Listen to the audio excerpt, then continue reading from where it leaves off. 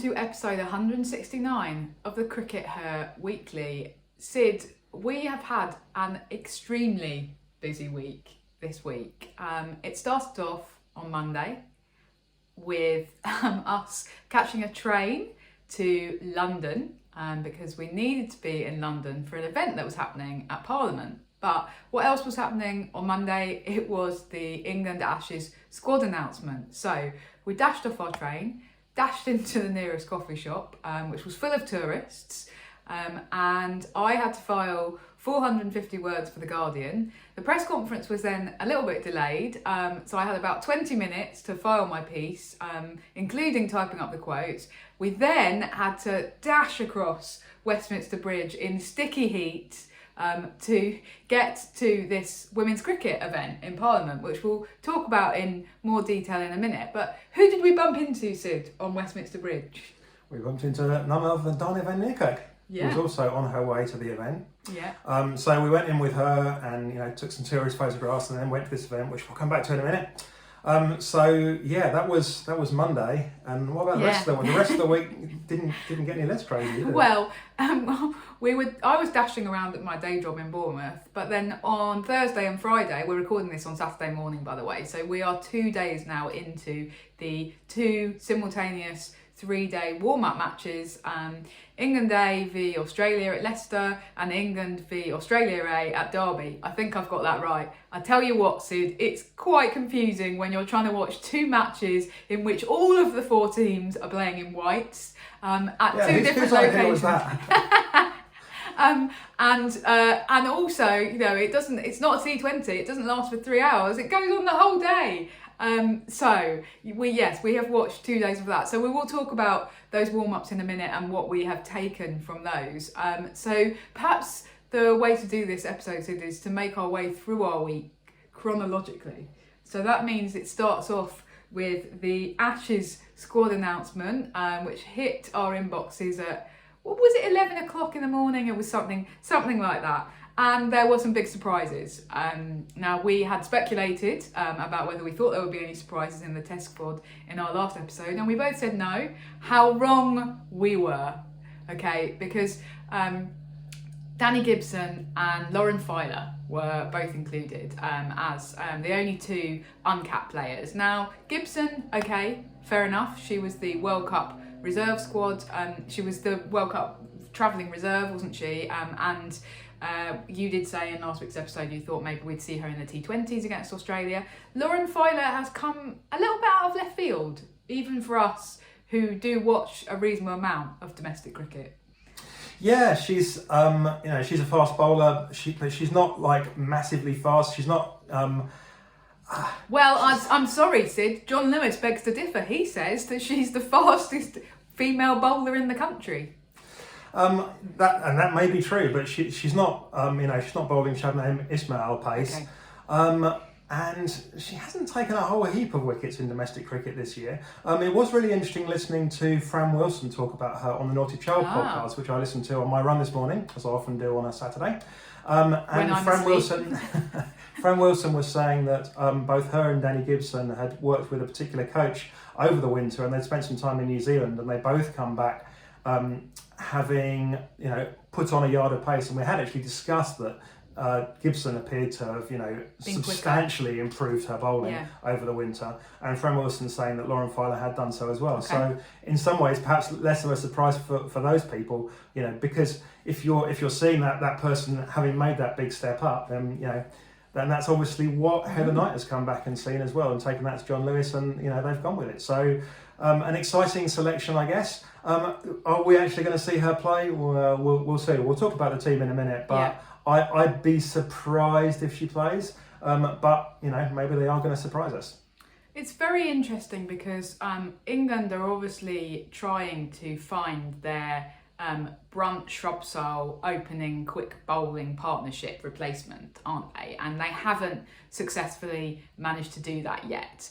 Now, see, Katherine Brunt is relatively recently retired. I feel like Lauren Bell is kind of the Anya Shrubsole replacement. She's taken that mantle, and if Lauren Bell doesn't play in the test, then I am going to eat every single one of my baseball caps, because she is clearly nailed on to open the bowling in red ball cricket. She'll play. If she doesn't play, I will eat every cake in the Nottingham press box. I think you'll do that anyway, won't you, Sid? Oh.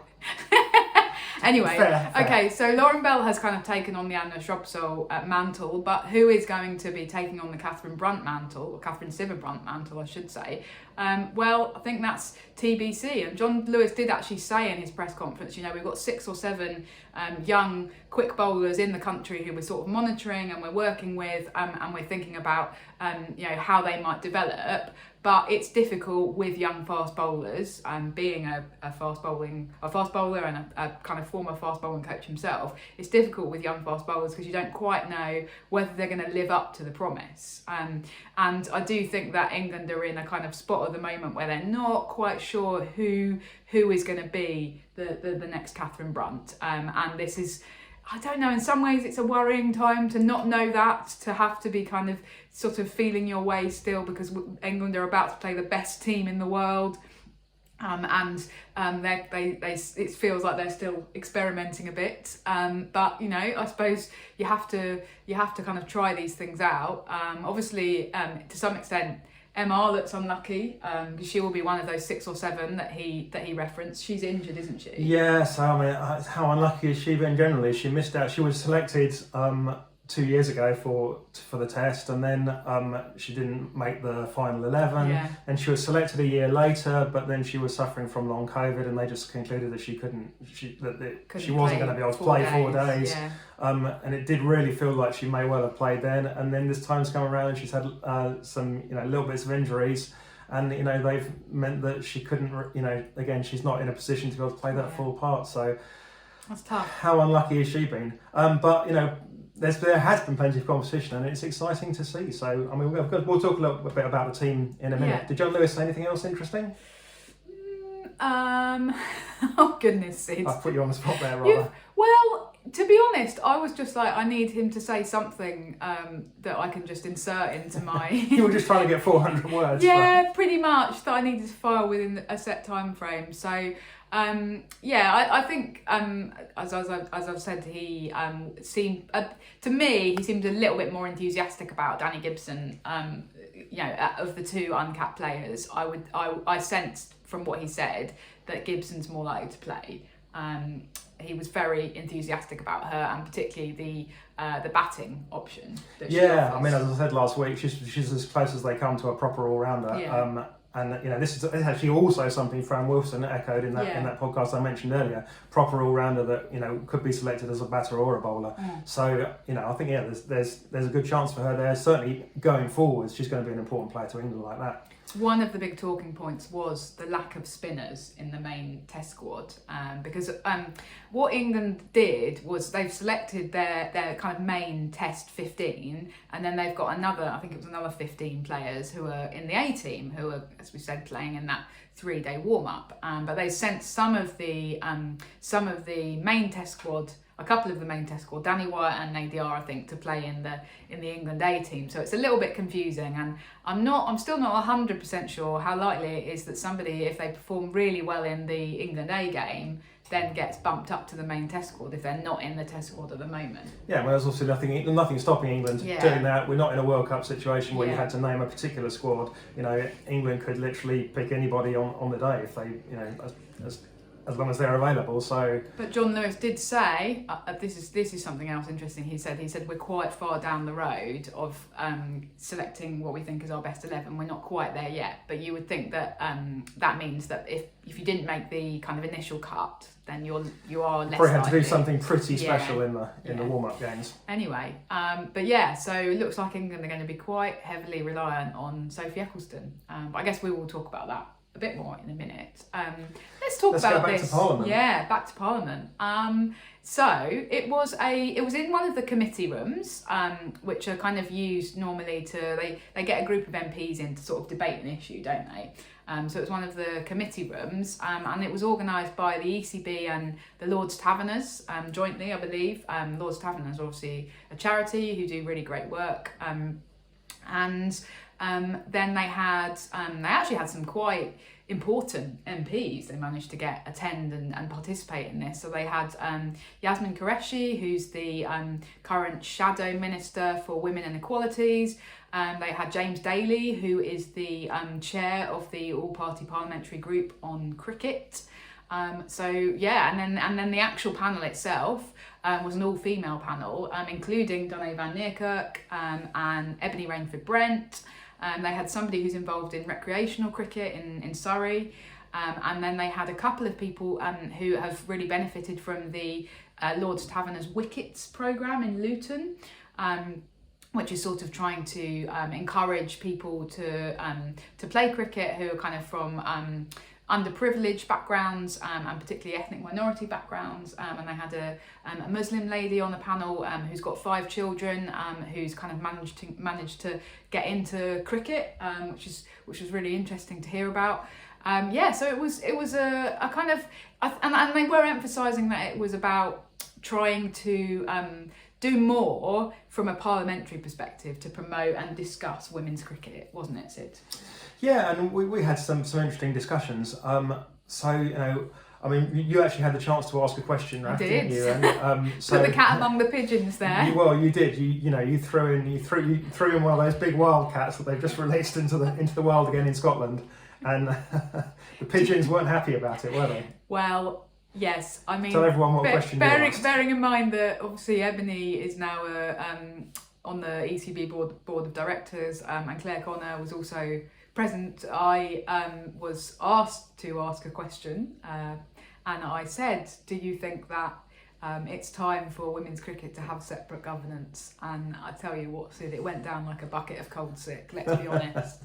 But I think it's important that we raise these big questions, and even though it was great to have this panel and great for particularly those 2 women from the Luton Wickets programme to be represented and to feel like they were getting a voice in a really kind of sort of iconic historic space that maybe doesn't see people from those backgrounds get represented anything like enough. I just felt that some of the panel, it was a little bit softball maybe, and that there was conversations about, who are your role models and why did you get into cricket and that kind of thing. And actually, if Parliament and MPs want to be thinking about how we grow women's cricket, then that's a question that they really need to think about, like who governs it and why are they governing it, and what are the priorities of the people who are governing it.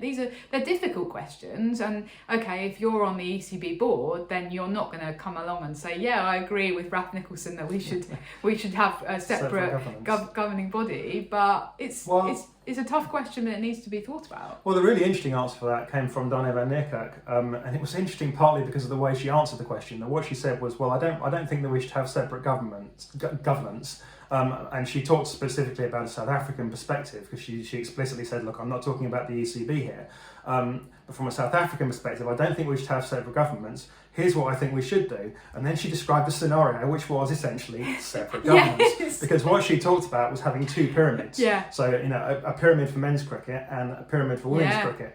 And that's essentially separate with governments. A kind of separate CEO specifically tasked with the remit of women's cricket. And that is basically the scenario I outlined when I wrote that piece about a separate ICC last year.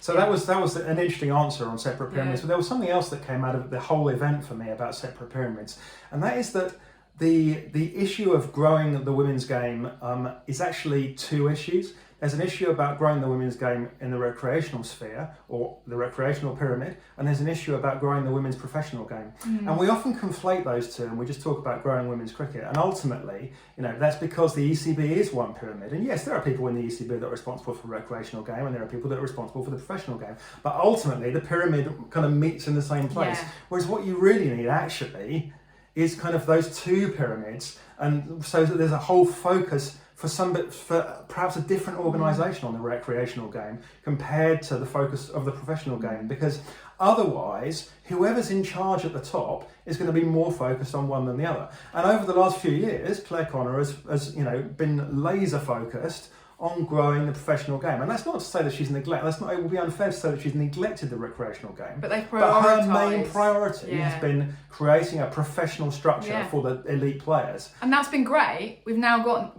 80 domestic professional contracts. But growing the recreational game is a separate problem, and maybe that also needs separate governance. Oh, just a thought. That's very interesting, Sid. Would you like to come along and give a seminar at Bournemouth University? I don't think they let people like me. Places like that, Raf. Yeah. You'd have to know somebody. What an interesting thought. Yeah, I think you're right. I think that a lot of the ECB investment and time and focus has gone into the professional game, and now we are in a little bit of a situation where club cricket is still massively neglected, and we know that county cricket is in a mess, women's county cricket is in a mess, and we have talked about that in previous episodes, so we won't rehash that. But yeah, I think you're absolutely right that that focus needs to be prioritised more. Okay.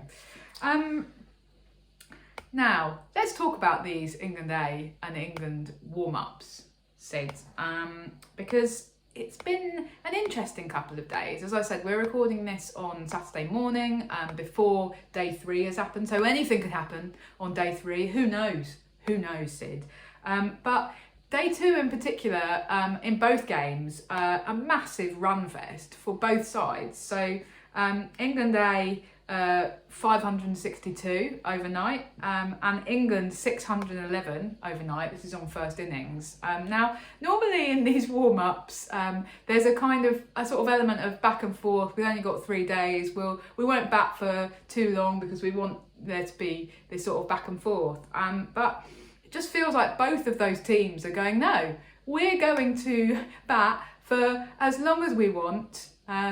And we don't really care because our objective is just to put runs on the board.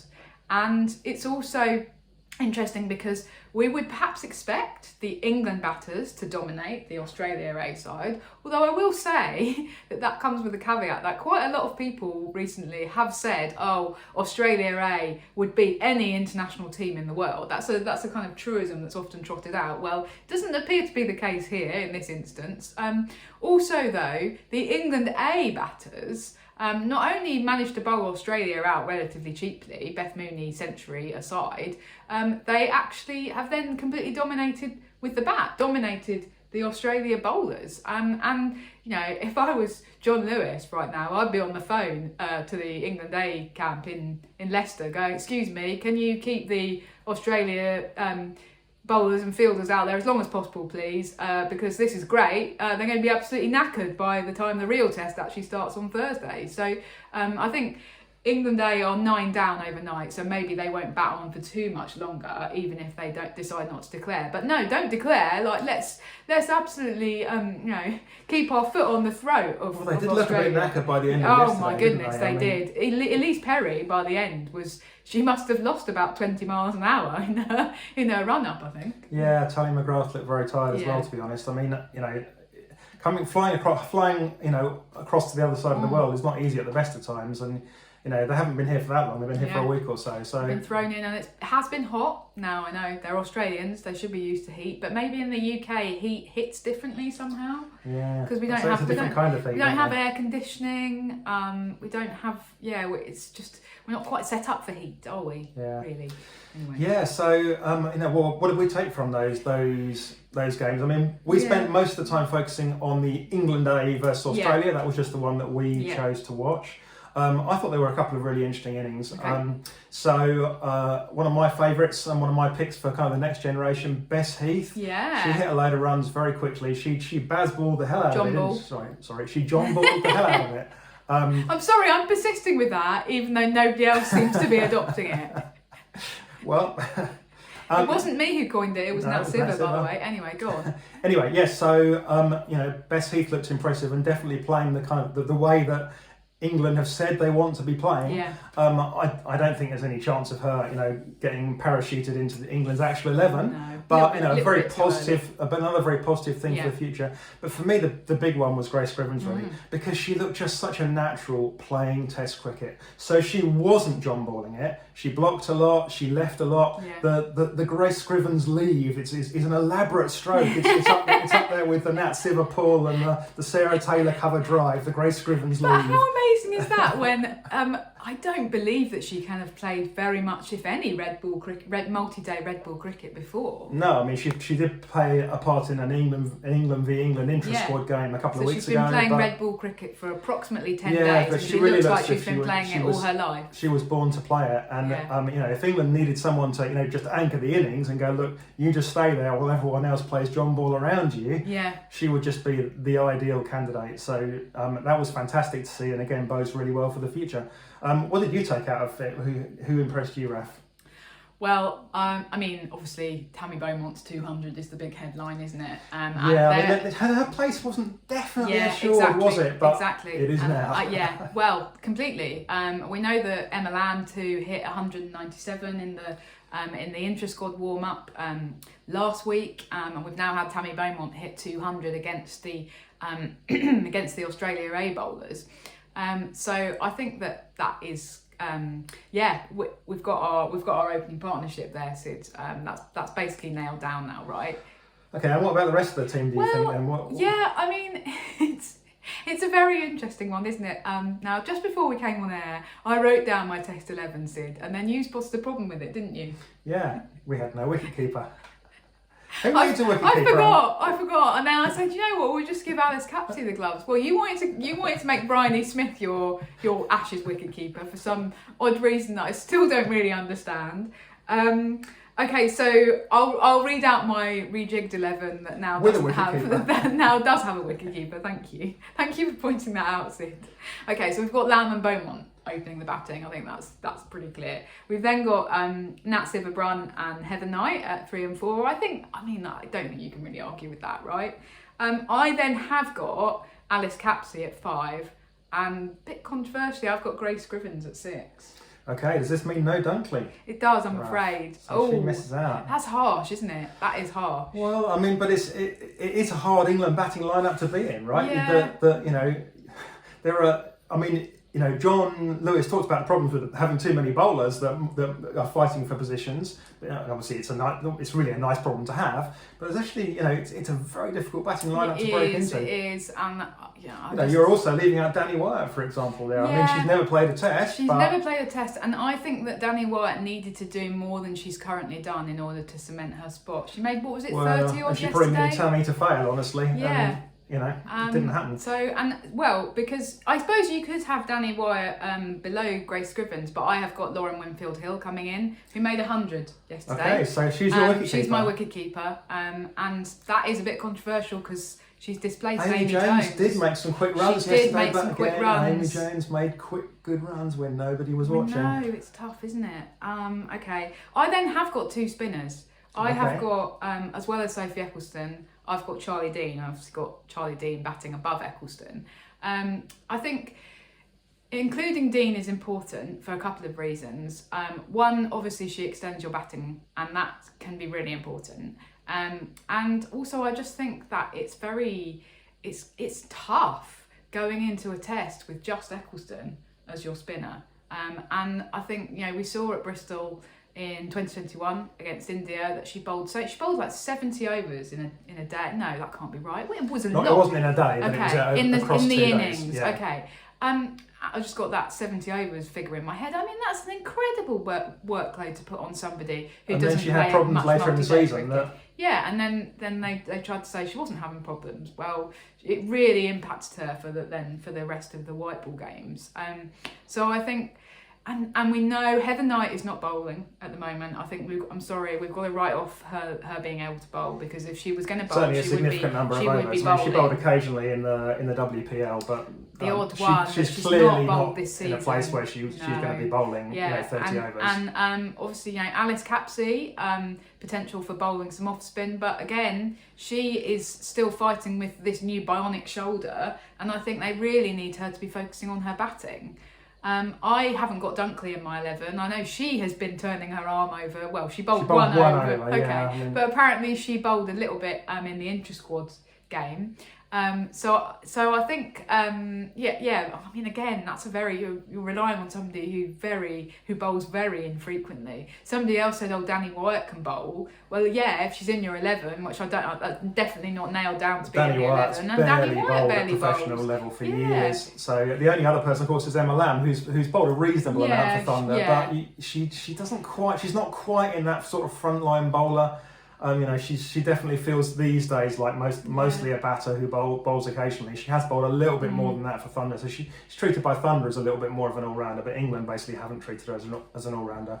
So two spinners. I mean, the Australians are also planning to go in with two spinners and two leg spinners. It looks like they're going to play both Wareham and King. Yeah, interesting, isn't it? Yeah, and people have discussed this quite a bit. And why are England playing one spinner and no leg spinners, and Australia are playing two leg spinners? So I think there is a key difference for when you're picking a side for Trent Bridge. I think this might explain some of the main Australia side's travails this week. That they've basically picked a side for Trent Bridge and then played them at Leicester. Is that right? They were at Leicester, right? The main side. Yeah. So whereas the Trent Bridge, I think they're anticipating that will ultimately suit their leg spinners. Now, it's definitely possible that it could suit their leg spinners, both of whom can turn the ball considerably more than any of England's leg spinners. England are not going to pick a turning leg spinner. The only candidate potentially is Sarah Glenn. There are a couple of turning leg spinners in England, but they're not going to pick either of them. They're not going to pick Levick or... Throw in Katie Levick! Katie Levick for the Trent Bridge Test! The campaign starts here with 5 days to go. So, it could be a situation where a turning leg spinner is really, can really come into their own at Trent Bridge. So England might not have made a mistake. They might have just picked the best with what they've got, given that they don't have those kind of turny spinners at all. I will just finish up my 11 by saying what that are your the fast numbers 10 and 11 are... Is Izzy Wong in there? She isn't. No, I've gone with Kate Cross and Lauren Bell. Okay. Now, this is quite a controversial 11, and it was put together on the back I of an don't think envelope. Kate Cross and Lauren Bell is particularly controversial. That isn't controversial. No, actually. That isn't controversial. Obviously, I haven't got Gibson or Filer in. I haven't got Wong in, and it remains to be seen whether John Lewis and I are of a mind. But I think you're right that Kate Cross and Lauren Bell will be opening the bowling for England come Thursday morning at Trent Bridge. Well, if they bowl first. And I would, we've already said about Lauren Bell, haven't we, that she is the kind of Anya Shrubsole replacement. She's going to be opening the bowling in red ball cricket for years to come. I think that John Lewis has basically placed all of his chips in that hat. That was a strange metaphor. But Kate Cross, I'd forgotten this. She's actually the incumbent in terms of opening the bowling for England in a test. She opened the bowling for England against South Africa last summer. And was a key player the last time England took 20 wickets in a test, which was about 100 years ago. But... Which was 2014 at Perth. Yeah, absolutely. Yeah, and that to some extent that match has sort of been a little bit of a chain around her neck in terms of people for a couple of years saying, she's a red ball specialist, when England were playing like one test every 2 years. It's not something that you want to be known for, but we know that she can turn it on against Australia and that she can bowl well with the red ball, and she's also parasite free, as she has declared on this week's No Balls podcast. So Too much information, Kate. Too much information. Well, we'd already had all of the information about... Anyway, let's not go there. Listen to the last 4 episodes of No Balls if you'd like to hear about if you want too much Kate Cross's information. Parasite. It's great to see her back though, at her best, and I am so excited about Trent Bridge Syd. I cannot wait. Yeah, we'll see you all there. Yeah, I guess we'll be recording an episode midway through, so hopefully that finds its way to you, and we hope you all enjoy watching the Trent Bridge Test as well. Come and say hello to us if you're there and you spot us. Do that. We don't bite. What? Okay, we don't bite, but Syd may make stupid jokes. Right, thank you for tuning in, and we'll see you in a week's time. Bye! Bye!